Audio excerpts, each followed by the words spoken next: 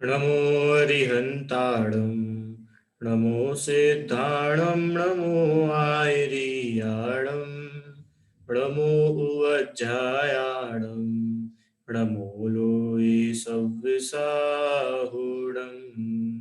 तेन भुवन में सार वीतरागविज्ञानिता शिव स्वरूप शिव का नमः त्रियोग समारिके। यह परम मांगलिक ग्रंथ श्री छैड़ाला जी है। इसके रचयिता पंडित दौलत राम जी है। छह ढाला की तीसरी ढाल में हम सम्यक दर्शन का स्वरूप समझ रहे हैं, जिसमें सम्यक्त्व के 25 दोषों की चर्चा हमने प्रारंभ करी थी, है ना। कौन कौन से होते हैं सम्यक्त्व के 25 दोष? 8 शंका आदि 8 दोष, 8 मद, 6 अनायतन और 3 मूढ़ता, है ना। 8 शंकादि दोष, 8 मद, 6 अनायतन और 3 मूढ़ता। 3 मूढ़ता में हमारी चर्चा कल लोक मूढ़ता तक आई थी कि लोक मूढ़ता किसे कहते हैं। किसे कहते हैं लोक मूढ़ता? कि जिन भी पदार्थों से मनुष्यों का उपकार होता है उनमें वंदना करने का भाव होना, वह लोक मूढ़ता कहलाती है। अब इसको थोड़ा सा अपन रत्नाकरण शावकाचार्य के आधार से पढ़ते हैं, क्या कहलाता है लोक मूढ़ता। अब लोक मूढ़ता का स्वरूप कहने वाला श्लोक कहते हैं, जो लौकिक मिथ्याधर्मी लोग हैं उनका आचरण देखकर, नोट करते जाना, जो नदी में स्नान करके धर्म मानते हैं, यहाँ पर स्नान आएगा ना, जो नदी में स्नान करके धर्म मानते हैं, समुद्र में स्नान करके धर्म मानते हैं, रेत का ढेर, पाषाण का ढेर करने में धर्म मानते हैं। आपने देखा कभी ये? रेत का या पत्थर का ढेर बनाते हैं, उसमें धर्म मानते हैं, मतलब करते हैं। आप बहुत सारे पहाड़ों पर जाओगे, तीर्थों पर जाओगे तो वहां होता है, एक के ऊपर एक ऐसे पत्थर जमा के रखते थे लोग, है ना। इसमें धर्म मानते हैं। और आगे, पर्वत से गिर पड़ने पर धर्म मानते हैं। अग्नि में गिर जाने को धर्म मानते हैं, उसे लोक मूढ़ता कहते हैं। सम्यक दर्शन लोक मूढ़ता से रहित ही होता है। अगर ऐसा सब कुछ किसी के अंदर चलता है फितूर, वह सम्यक दृष्टि नहीं हो सकता। सम्यक दृष्टि इनसे रहित होता है। यहाँ मिथ्यात्व के उदय से, माने मिथ्यात्व की वजह से, देश काल के भेद से, देश काल मतलब अलग अलग जगह अलग अलग चीजें चलती है, अलग अलग समय में अलग अलग चीजें चलती थी, है ना। देश मतलब जगह, काल मतलब टाइम। इनके भेद से, इनके डिफरेंस से लौकिक, अज्ञानी, परमार्थ रहित लोग अनेक प्रकार की प्रवृत्ति करके अपने को धर्म होना मानते हैं। हम पवित्र हो गए ऐसा मानते हैं, हाँ, इससे हमारा लाभ हो जाएगा, या कोई हमारा किसी से वियोग नहीं होगा, कोई हमसे दूर नहीं जाएगा, हाँ, हम लंबी उम्र जिएंगे, ऐसा मानते हैं। ये सब लोक मूढ़ता। चंद्रमा को देख करके उसकी पूजा करना, सूर्य को देख करके पूजा करना, हाँ, या फिर इससे मेरी उम्र बढ़ जाएगी, या मैं नदी में नहा लूंगा तो नदी में नहाने से मैं पवित्र हो जाऊंगा, मेरे सारे पाप धुल जाएंगे। ऐसी जितनी भी मान्यताएं है वे सब मूढ़ता है। और वो होती क्यों है? मिथ्यात्व की वजह से होती है ना। उस लोक मूढ़ता को प्रकट अज्ञान जान करके, उसका त्याग करके सम्यक्त्व भाव की विशुद्धता करनी चाहिए। क्या करे कि ये जो लोक मूढ़ता है ना, इसको अज्ञान जानो।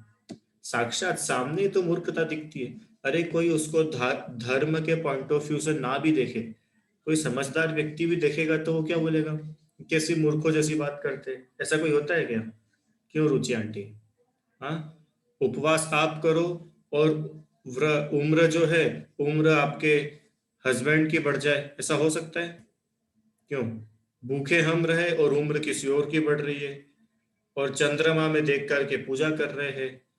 तो ये तो क्या है, तो साक्षात ही सामने के सामने दिखता है कि ये सब अज्ञान की बातें हैं, इनमें कोई लॉजिक ही नहीं है कि नहीं?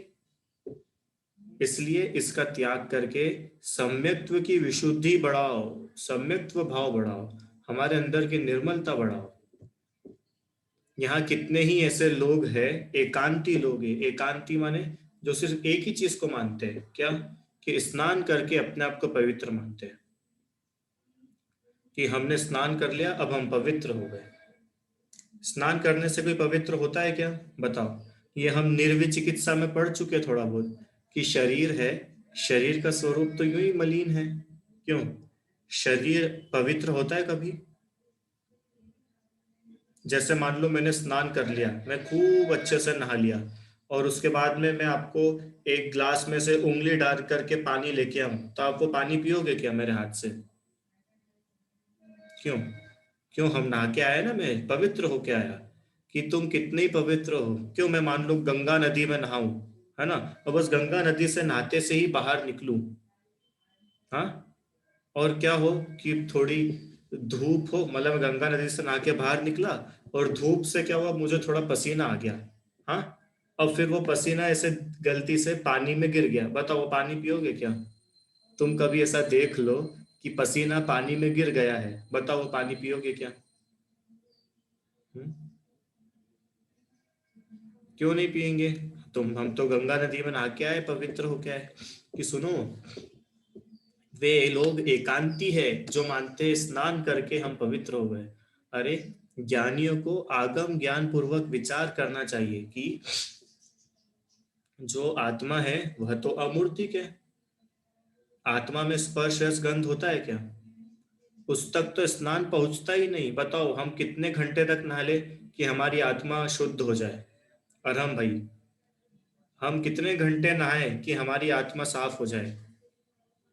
कितने गहरे पानी में जाना पड़ेगा कि थोड़ा बहुत पानी आत्मा से टच हो जाए? बताओ, कितना गहरा, 200 फीट, 500 फीट, कितना गहरा जाए? अच्छा, कितने गर्म पानी से या कितने ठंडे पानी से नहाना पड़ता है? अच्छा, दिन में 4 बार नहाएंगे तो अपनी आत्मा थोड़ी तो गीली होगी पानी से। अरे, पानी छूता तक नहीं आत्मा को, क्या गजब की बात है। आत्मा अमूर्तिक है, वो कैसे छू सकती है किसी को? हाँ, आत्मा तक तो वो जो हम स्नान करा है वो तो पहुंचा ही नहीं। और सुनो, चलो आत्मा तक नहीं पहुंचा, अब तुम बोलते हो शरीर पवित्र हो गया, तो शरीर का थोड़ा ऑपरेशन करते हैं। शरीर तो है, वह तो महा अपवित्र है, ओहो, महा अपवित्र है। इसके स्पर्श से पवित्र चंदन, गंगाजल, पुष्प आदि भी स्पर्श करने योग्य नहीं रहते। हाँ, शरीर के स्पर्श करने से तो पवित्र चीजें भी जो है वो भी स्पर्श करने योग्य नहीं है। अच्छा, मेरे को एक बात बताओ। हम्म? जैसे मैं अपन गंगा जल लेकर के आए, है ना, गंगा जल बहुत पवित्र जल, ठीक है, हम लेकर के आए, और मैंने क्या करा कि मैं एक टब में खड़ा हुआ, और उस टब में मैंने खड़े होकर के गंगा जल से नहा लिया, और फिर आपको बोला कि अब यही पानी से आप नहा लो। कितने लोग नहाने को तैयार है उसी पानी से? जैनी शाह। हाँ, समझे मैंने पूछा क्या, ये समझी कि नहीं तुम? मैं एक टब में खड़ा हुआ, मैंने एक मग पानी अपने ऊपर डाला, है ना, और वो टब भर गया पानी से। अब उस टब से मैं आपको बोल रहा हूँ नहा लो, कितने लोग नहाएंगे? नहाओगे? क्या बात कर रहे हो, स्विमिंग पूल में तो जाते हैं हम लोग नहाने, वहां सब लोग का पानी बदलता होगा नहीं? कि यार हम भैया गए तो उनके लिए नया पानी, फिर श्रेष्ठ जाएगा तो उसके लिए और नया पानी, ऐसा होता है? स्विमिंग पूल में क्या होता है? अरे, इस शरीर के स्पर्श से तो पवित्र चीजें भी अपवित्र हो जाती है, ये तो इतना महान अपवित्र वस्तु है। क्यों? अच्छा, मेरे को एक बात बताओ, मेरे हाथ में एक गुलाब जामुन है, ठीक है, अब उस गुलाब जामुन को मैंने खा लिया, अब उसको तुम खाओगे कि नहीं खाओगे? खाओगे कि नहीं खाओगे? अभी थोड़ा लोगों को वो लग रहा है कि हाँ ऐसा तो खा लेते, बर्थडे पे केक खाते तो है, हाँ, खाते हैं ना। ये अरे अपवित्र हो जाता है, अभक्ष हो जाता है। अभी ऐसे समझ में नहीं आएगा, देखो दूसरा एग्जांपल दूं। अच्छा, इतना तो सब लोग मानते हैं ना कि हमारे मुंह के अंदर लार रहती है, सलाइवा रहता है। अरहम है कि नहीं तुम्हारे मुंह में लार? है। सभी के मुंह में रहती है, सलाइवा रहता है ना। और हम जब कुछ खाते हैं तो वह लार, वो थूक उस भोजन की वस्तु से टच होता है कि नहीं? मैंने गुलाब जामुन खाया तो वो टच हुआ कि नहीं हुआ उससे, वो उसमें लगा कि नहीं? अब वो गुलाब जामुन मैंने आधा खा करके आपको दिया, तो बताओ खाओगे कि नहीं? कि हाँ इतना तो चलता है, चलता है। चलो रुको, अब वो गुलाब जामुन नीचे रखा हुआ है और मैंने उसमें से थूक दिया। अब उसको खाओगे क्या? कौन खाएगा? कौन तैयार है खाने को? कि सर भूखे रह जाएंगे पर उस गुलाब जामुन को देखेंगे भी नहीं, खाने की तो दूर की बात। क्यों? अब उसको खाने को तैयार नहीं हो। अरे वही तो था जो मेरे मुंह में था, वही तो वहां पे है। अलग क्या है? कुछ नया मैंने नहीं मिलाया, ऊपर से वही चीज है जो मेरे मुंह में था ना अंदर। वही। अच्छा मैंने थूका नहीं, मैंने ऐसे ही मुंह में अंदर हाथ डाल के फिर वो गुलाब जामुन दे दिया। खाओगे कि नहीं? अब बोलोगे कि बाप रे कैसी बात कर रहे हो सर एकदम। हाँ, कौन खाएगा? समझदार तो नहीं खाएगा, मूर्ख होगा वही खाएगा। इसलिए तो उसको मूढ़ता में लिया है। क्यों? एक दूसरे का झूठा खाने से प्रेम बढ़ता है। बढ़ता है ना? संस्कृति। जैसे तुम और संश्रिता एक दूसरे का झूठा भोजन करोगी तो तुम्हारा प्रेम बढ़ेगा ना, दोनों बहनों का। हाँ, है ना? अरे ये मूढ़ता है, ऐसे प्रेम नहीं बढ़ता। एक एक साथ एक थाली में भोजन करने से प्रेम बढ़ता है, किसने बोली ये सब बात? मैं तो और ऐसा बोलता हूँ, जो एक साथ भोजन करते हो उनका तो झगड़ा हो जाता है। इसको खाना है, उसने खा लिया, अब क्या करे? क्यों? दो भाई बहन भोजन करने बैठे और मम्मी ने कुछ दिया खाने के लिए, और जैसे ही छोटा भैया खाने वाला था, अब बड़ी दीदी ने खा लिया। अब बताओ छोटे भैया का प्रेम बढ़ेगा कि उसको गुस्सा आएगा? प्रेम तो बढ़ा ही नहीं। ये मूर्ता है सब। क्या लिखा है आगे? देखो, यह शरीर हड्डी, मांस, खून, चमड़ा इत्यादि अपवित्र सामग्री से बना हुआ है। बताओ इसमें से क्या पवित्र है? हड्डी पवित्र है, मांस पवित्र है, खून, चमड़ी हमारी, क्या पवित्र है इस शरीर में? हम्म दुर्गंध, दुर्गंध, विष्ठा, मूत्र आदि अपवित्र द्रव्यों से भरा हुआ है, जिसके मुख के रास्ते से तो महा अपवित्र कफ, लार, दांतों का मैल, जिह्वा का मैल निरंतर बहता रहता है। नेत्र द्वार, नेत्रों द्वारा चिकना दुर्गंधित कीचड़ बहता रहता है। अधो द्वारा मलमूत्र, दुर्गंधित आव, कृमि आदि को निरंतर बहाता रहता है। कानों से कर्णमल बहता है। नासिका से निरंतर दुर्गंधित घृणा योग्य नाक बहती है। और सुन रहे हो सब लोग? और संपूर्ण शरीर के रोमों में महादुर्गंधित मलिन पसीना बहता रहता है। क्या व्याख्या करिए शरीर की, बताओ। हाँ, ऐसा है शरीर का स्वरूप। अब ये शरीर कब पवित्र होगा? कौन सी नदी में नहाने से? कितने लीटर पानी से नहाऊं? कौन से कुंड में जाकर के डुबकी लगाऊं? कितनी डुबकी लगाऊं? कब पवित्र होगी ये चीज, बताओ। महापवित्र वस्तु है। अरे, जिनके नौ द्वारों से निरंतर मल बहता रहता है, ऐसे शरीर जल द्वारा स्नान करने से कैसे शुद्ध माना जाए? हम्म? जैसे मल से बनाया हुआ घड़ा मल से ही भरा और सभी तरफ से जिसमें से मल बह रहा हो, वह जल से धोने से कैसे शुद्ध हो सकता है? उदाहरण दिया कि एक घड़ा बनाया, है ना? काय से बनाया? मल से। मल से उस घड़े को बनाया। मल मतलब समझते हो ना? हाँ, मल, मूत्र, लेट्रिन, बाथरूम, कफ, थूक, खून, पसीना, पीप, ये सब चीजों से एक घड़ा बनाया। उस घड़े के अंदर ढेर सारा खून डाल दिया, हड्डी डाल दी, मांस डाल दिया, पीप डाल दिया, और उस घड़े को मैं धो रहा हूँ पानी से। बताओ वो घड़ा कब शुद्ध होगा? हम्म क्यों? कौन से मुहूर्त में पानी डाले जब वो शुद्ध हो जाए? अष्टमी को कि चतुर्दशी को? सावन सोमवार के दिन तो हो जाएगा। क्यों? सावन सोमवार के दिन पवित्र होता है कि नहीं? नहीं होता है। इस लोक में जो भी वस्तु, भूमि, क्षेत्र अशुचि या अपवित्र कहलाते हैं, वे सभी इस शरीर के स्पर्श से, संगम से ही अपवित्र हुए हैं। कोई चमड़ा पहड़ पड़ने से, कोई बाल गिरने से, कोई जूठन फेंकने से अपवित्र क्षेत्र कहलाता है। रक्त, मांस, हड्डी, वसा, पीप, मल, मूत्र, थूक, लार, कफ, नाक का मैल आदि के स्पर्श हो जाने से ही, स्नान के जल से छींटे लगने से ही, कुल्ला के छींटों के स्पर्श से ही अपवित्र हो जाना। देखते सुनते हैं, देखते ना ये तो हम लोग। अरे कोई हमारे घर में कुल्ला कर रहा हो, है ना, ऐसे आ करके, फिर वो थूक रहा हो और वो उड़ करके आपके ऊपर आ जाए, कितना अच्छा लगता है अपने को। हाँ, ऐसा लगता है वाह क्या फ्रेशनेस मिली है, ऐसा लगता है। हम्म। कैसा लगता है, अरे वाह, धो, नहाओ, है ना। ये तो हम देखते ही है। हम्म। इसीलिए अच्छी तरह विचार करो, शरीर के स्पर्श संगम बिना कहीं कोई अपवित्र है ही नहीं। ऐसा अपवित्रता का स्थान शरीर जल के स्नान से कैसे शुद्ध होगा? और यह शरीर जल के स्नान आदि से शुद्ध हो गया तो किसी दूसरे के स्नान का छींटा लग जाने से पुनः पवित्र हुआ ही माना जाएगा, है कि नहीं? गंगा, पुष्कर आदि में हजारों बार स्नान कुल्ला करके यदि फिर किसी अन्य वस्तु के ऊपर कुल्ला कर देगा तो वह वस्तु महापवित्र मानी जाएगी। अभी बात करी ना हमने कि कोई गंगा में मान लो नहा लिया, पूरा पवित्र हो गया वो।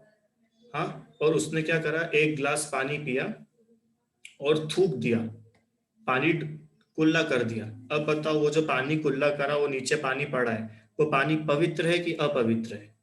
शुद्ध है कि अशुद्ध है? अशुद्ध है। क्यों? अभी तो वो गंगा से नहा के बाहर ही निकला है, अभी तो उसने शरीर को पोछा भी नहीं है, गीला है, वो गीला गंगा के पानी से अभी भी भीगा हुआ है, तो भी अशुद्ध है ना। जल से तो शरीर के ऊपर लगा हुआ मैल साफ हो जाता है, वस्त्रों की मलिनता धोने से साफ हो जाती है, किंतु जल देह को उज्जवल पवित्र नहीं कर सकता। जैसे कोयला को जो जो धोवे त्यो तो महामलिनता प्रकट होती है। इसलिए स्नान करने से पवित्र होना मानना तो तीव्र मिथ्यात्व है। ओहो, क्या बोल दिया। स्नान करने से तो अपने आप को पवित्र होना मानना, वह कैसा है? तीव्र मिथ्यात्व है। हम नहा लिए, यस, नाउ वी आर पवित्र। देखो, शारीरिक शुद्धि अलग बात है, वो आगे आएगा।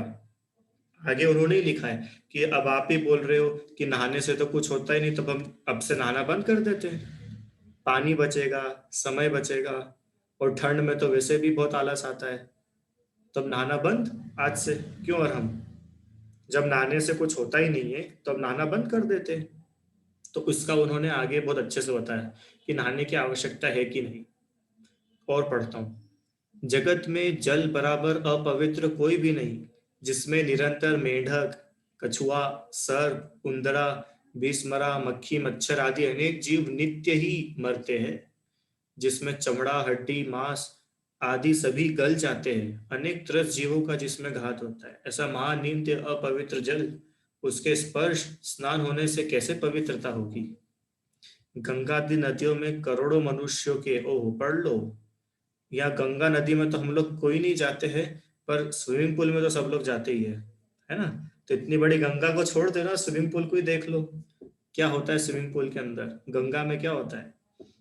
करोड़ों मनुष्यों के मल, मूत्र, रक्त, मांस, कीचड़ तथा मृतक मनुष्य तिर्यंचों के कलेवर घुले रहते हैं, और उस गंगा का जल पवित्र कैसे होगा? बताओ। जिस नदी में जाकर के लोग हड्डियां डाल के आ जाते हैं, राख डाल के आ जाते हैं, खुद जाके नहा लेते हैं, और वो अंदर नहाते हैं, तो नहाते नहाते कितने लोग उसी में मल मूत्र कर देते हैं, उनका शरीर का पसीना उसमें जाता है, वह जल पवित्र कैसे हो सकता है? और अपवित्र वस्तु हमें पवित्र कैसे करेगी? क्यों? अपवित्र वस्तु हमें पवित्र करेगी क्या? वो तो वो जल का सूतक तो कभी मिटता ही नहीं है लो। अब क्या बोले इसके आगे हैं। आगे, जल से तो शरीर के बाहर लगा हुआ मैल धुलकर दूर हो जाएगा। ये तो बात है कि भाई जल से तो क्या है कि जो शरीर के ऊपर बाहर मैल लगा हुआ है, गंदगी लग गई, मैल इकट्ठा हो गया या कीचड़ लग गया, वह तो धुल कर दूर हो जाएगा, जिससे मन की ग्लानि मिटती है। ये है लॉजिक नहाने का। मन की ग्लानि मिट जाती है। शरीर तो अपवित्र ही है, उसको तुम कितना घिसो वो अपवित्र ही रहेगा। पर हमारे जो मन में ग्लानि है, हमारे मन में जो चलता है नहाने के बाद, एक देखो, एक नहाने के पहले और एक नहाने के बाद, दोनों में आप फ्रेशनेस का कंपैरिजन करो। ज्यादा फ्रेश काय में फील करते, नहाने के बाद फ्रेश फील करते, क्यों? क्योंकि बॉडी रिलैक्स्ड हो जाती है ना, बॉडी अपनी आराम हो जाता है और थकान मिट जाती है। शरीर ऊपर ऊपर से जो मैल लगा हो, गंदगी लगी हो, पसीना हो, बदबू आ रही हो, वो सब दूर हो जाता है ना। तो क्या लिखा है कि ऊपर बाहर का लगा हुआ मैल दूर होने से मन की ग्लानि मिट जाती है। जल से पवित्र होना मानना तथा स्नान में धर्म मानना तो मिथ्या दर्शन है। क्या बोला? जल से पवित्र हो जाएंगे ऐसा मानना है तो मिथ्यात्व है। अरे यदि गंगा के जल से ही पवित्रता आ जाए, वह स्नान करके ही मुक्ति हो जाए, तो कीर धीवरों की पवित्रता ठहरे और उनके भी मुक्ति हो जाए। अगर गंगा के जल से नहाने में पवित्रता हो और जल में डुबकी लगाने से मुक्ति मिल जाए, तो अनेक जीव है पानी के अंदर, उनको तो बहुत पवित्र मानना चाहिए। क्यों? गंगा में नहाने से पाप धुल जाए, तो गंगा की जो मछलियां है उनने उनके तो कोई पाप बचे ही नहीं होंगे। हम्म सोचो, विचार करो, है ना। तो ये सब महामिथ्यात्व की बातें हैं। अन्य दान पूजादि सभी निष्फल हो गए। क्यों? कोई व्यक्ति दान पूजा क्यों करेगा? कितना सिंपल सी बात है, किसी को भी मार के आओ और गंगा में एक डुबकी लगा लो, ये शुद्ध हो गए, पवित्र हो गए।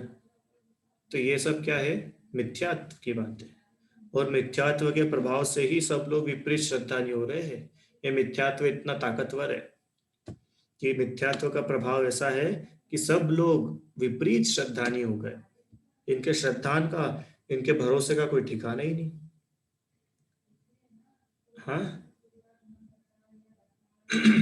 ठीक है, देखो, यहाँ लिखा है ना, राजवार्तिक जी में भी अशुचि भावना में कहा है। क्या कहा है? ये तो मन में आप स्वयं ने ग्लानि मान रखी है, जो इस संकल्प से दूर कर लेता है कि मैंने तो स्नान कर लिया है। मन की ग्लानि को दूर करने का नाम मात्र स्नान है। अब यहाँ पे देखो आगे उन्होंने बताया है, अभी अपने टॉपिक से थोड़ा बाहर का है, बाकी इसमें बात यही है मुख्य कि स्नान जरूरी है। इतना सब पढ़ करके सुन करके कोई सोच ले कि अब से तो मैं नहाना बंद कर रहा हूँ, अब से मैं नहाऊंगा ही नहीं। हाँ, क्योंकि शरीर तो बहुत अपवित्र है, कितना ही नहा लो, कितना ही पानी लगा लो, ये तो हमेशा अपवित्र रहेगा, तो अब से मैं नहाना बंद कर रहा हूँ, कोई ऐसा विचार करे तो उसके लिए आगे लिखा है कि सुनो भाई, पवित्रता जरूरी है, शुचिता जरूरी है। देखो, क्या शुचिता दो प्रकार की है, एक लौकिक, दूसरा लोकोत्तर, जिसको अलौकिक भी कहते हैं। वहां जिसका कर्म मल कलंक दूर हुआ, ऐसे आत्मा का अपने स्वभाव में स्थित होना, वह अलौकिक शुचिपना है। माने आत्मा कर्म के मैल से दूर हो गया, एक तो वो शुचि था, वो पवित्र था, और दूसरी उस लोकोत्तर शुचिता की प्राप्ति के साधन सम्यक दर्शन आदि है, और सम्यक दर्शन के धारक साधु है, और उनका आधार निर्वाण भूमि आदि है। वे सभी सम्यक दर्शन आदि के उपाय है, इसलिए वे भी शुचि नाम से कहे जाते हैं। ठीक है। लौकिक शुचिपना 8 प्रकार का है। काल शौच, भस्म शौच, अग्नि शौच, मृतिका शौच, गोमय शौच, जल शौच, पवन शौच, ज्ञान शौच। हाँ, अब ये इनमें से समझ में तो कुछ भी नहीं आया होगा, अभी समझना भी नहीं है। इतना समझना है कि देखो, लौकिक हमारी लाइफस्टाइल जो है, जीवन है, उसमें शुचिता बहुत जरूरी है, कंपलसरी है। क्यों? आप बिना नहाए जब आप बोल रहे हो नहाने से कुछ होता ही नहीं है, तो फिर मुनिराज क्यों बोलवाते मन शुद्धि वचन शुद्धि काय शुद्धि? हाँ, भगवान के अभिषेक हम क्यों शुद्ध वस्त्र पहन करके करते हैं? हम क्यों मंदिर नहा करके जाते हैं? हम क्यों जिनवाणी को बिना नहाए नहीं छूते हैं?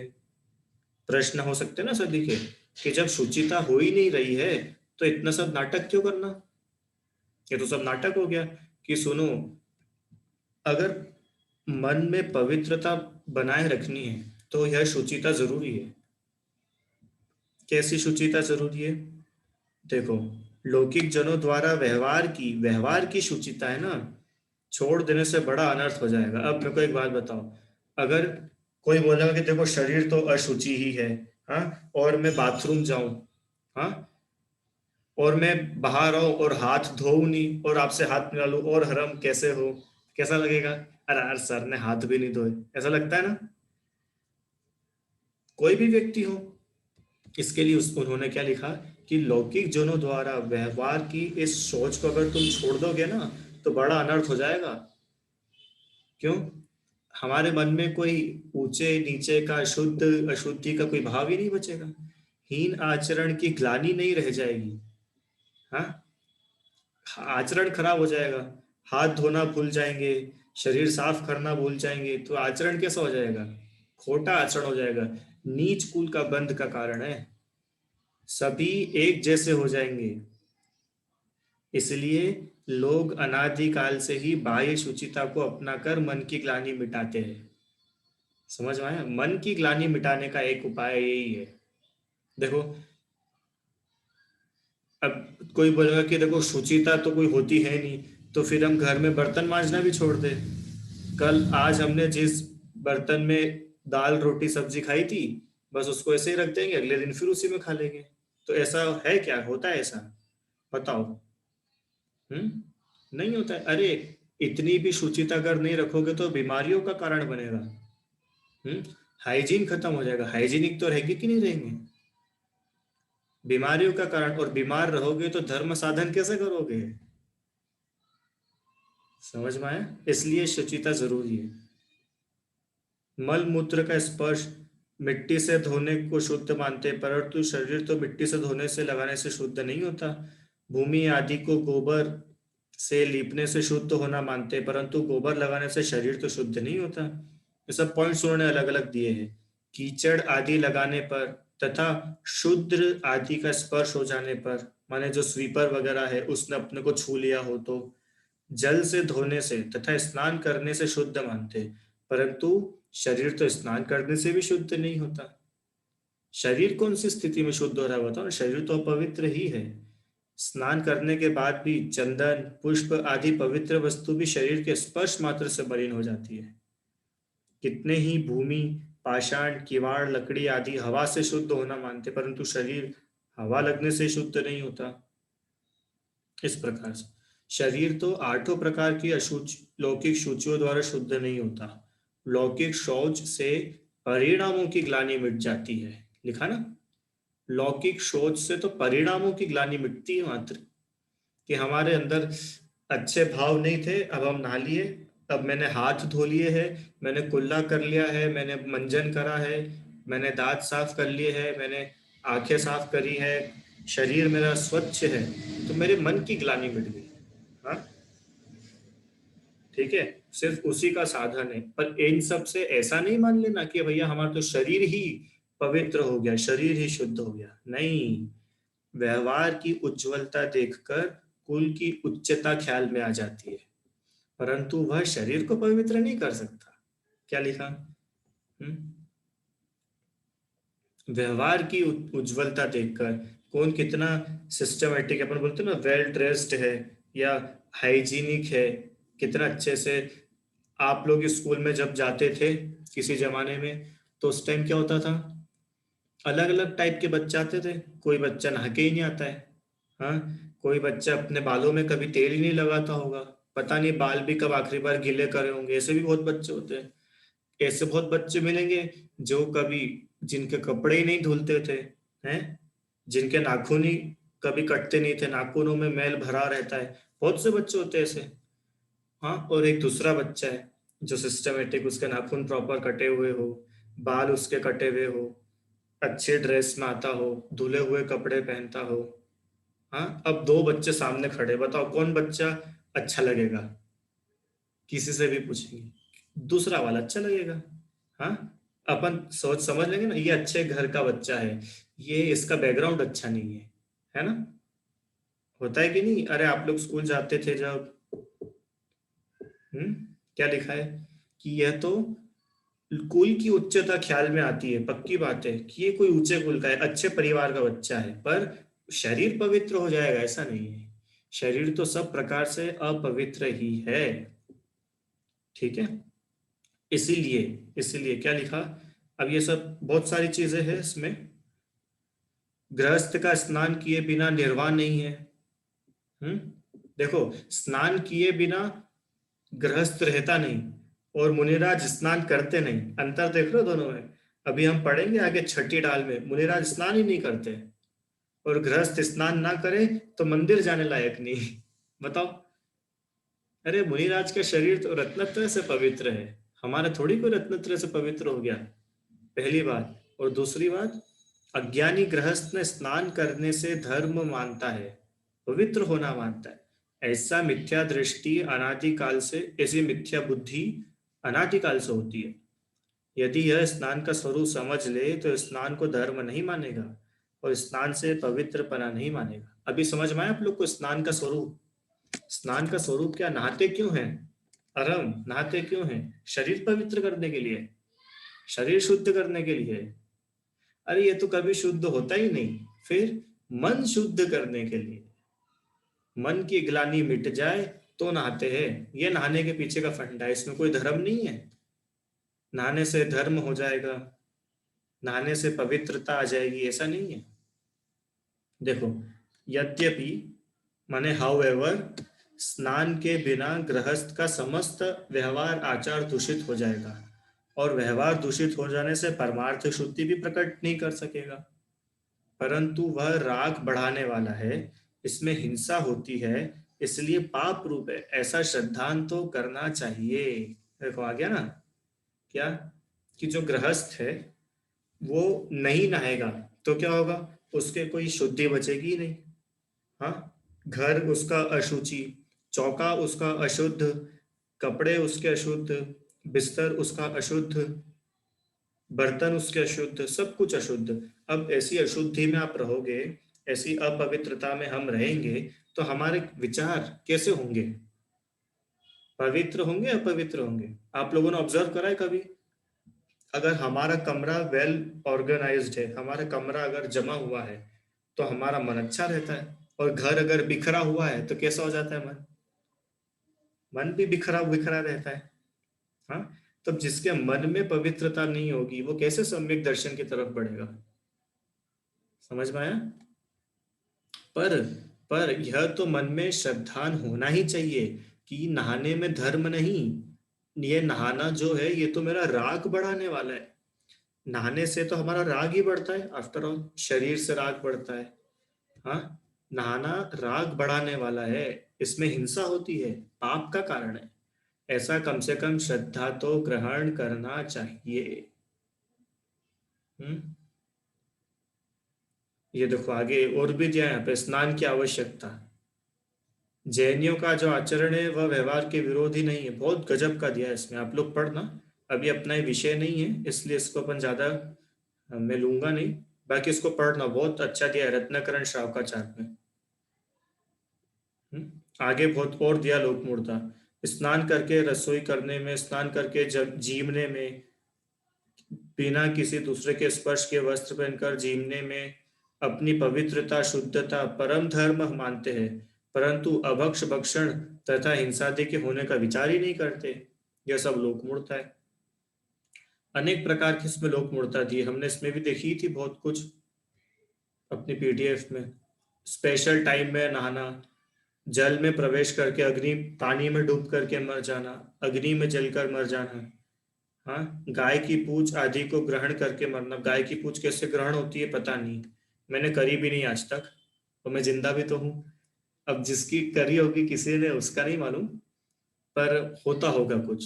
हाँ, किसी को पता हो तो बताना भाई। पृथ्वी, अग्नि, वट वृक्ष की पूजा करना, है ना, जो कि लोक में चलता है, होती ना, शीतला सप्तमी, और पता नहीं क्या, ठंडा भोजन करते हैं, बासी भोजन करते हैं, बहुत चीजें होती है ऐसी, ये सब क्या लोक मूर्ता। और इन सब से क्या होगा, मेरा पुण्य बढ़ेगा, पुण्य के काम है, धर्म के काम है, ये सब करना अच्छी बात है, ऐसा सब मानना, वह लोक मूर्ता है। अब किन कारणों से इनको नमस्कार किया जाता है, लोक मूर्ता होती है, कि चार कारण है: भय, आशा, स्नेह। तो कोई डर के कारण करता है, कोई इच्छा के कारण करता है कि नहीं नहीं, मैं उनके वहां पे जाऊंगा तो मेरी इच्छा पूरी होगी। कोई राग के कारण करता है, जो हमने बोला था ना, कुल देवता आदि को पूजना, या कोई लालच से करता है। ये सब इनके कारण है। अब ये सम्यक्त्व के गुण हैं, ये बहुत अच्छे हैं, इसकी चर्चा अपन कल करेंगे। सम्यक्त्व के और भी गुण हैं, जो एक बार पहले भी आया था: प्रशम, संवेग, आस्तिक्य, अनुकंपा, निंदा, गर्हा, हाँ, भक्ति, वात्सल्य, आत्मनिंदा। ये बहुत अच्छे सम्यक्त्व के ये 8 गुण हैं। अलग से इसमें दिए हैं, 6 डाला में नहीं है, पर फिर भी अच्छा विषय है, इसको हम कल समझेंगे, है ना। और ये करने के बाद में हमारी तीसरी ढाल लगभग पूरी होने पे आएगी। हम्म।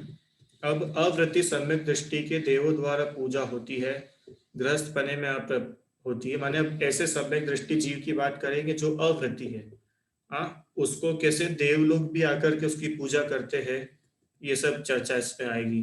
फिर सम्यक्त्व की महिमा, सम्यक दर्शन क्यों महान है, सम्यक दर्शन, सम्यक दृष्टि जो जीव है, वो मर करके कहाँ कहाँ पर पैदा नहीं होता है। हाँ, और सर्वोत्तम सुख और सर्व धर्म का मूल, वास्तविक सुख क्या है और समस्त धर्म का मूल क्या है, उसकी चर्चा यहाँ करके हम हमारी तीसरी ढाल पूरी करेंगे। माने अभी तो विषय बहुत है, लगभग हमारा और चलना चाहिए, 2 हफ्ते लगभग चलेगा, 10 एक दिन तो। फिर उसके बाद में परीक्षा होगी।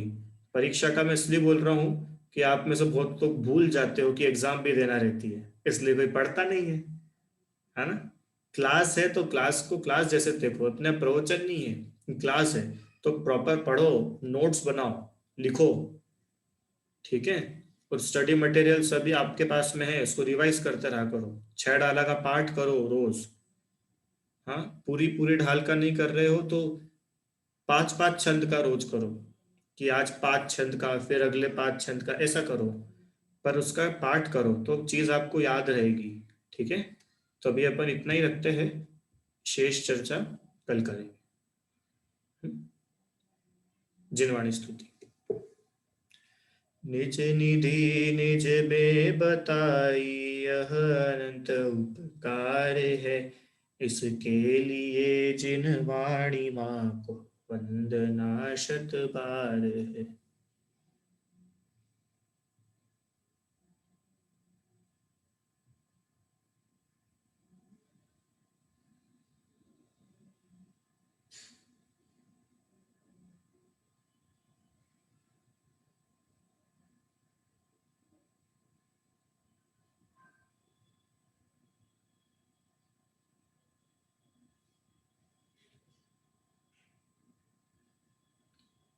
जय बोलो द्वादशांग में जिनवाणी माता की जय, महान जैन धर्म की जय। जय जय।